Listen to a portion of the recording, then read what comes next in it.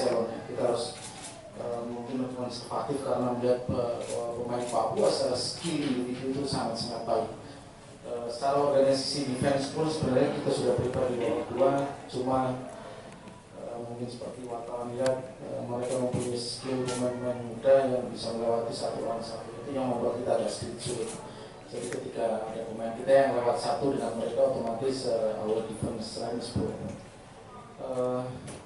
Second half, honestly ya, kita punya chance untuk membunuh game lebih awal.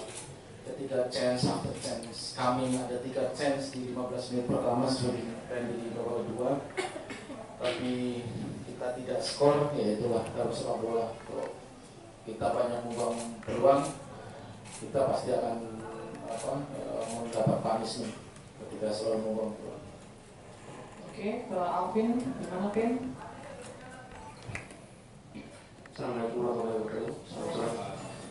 Untuk saya sendiri, saya pikir pertanyaan sangat dibilang saya juga lalu dan saya ya hidup sepak bola. Kita nggak usah memprediksi hasilnya kayak gimana. Kita sempat menunggu 2-0, tiba-tiba mereka membalas 2-2 di menit beberapa menit menjelang 20 menit menjelang akhir.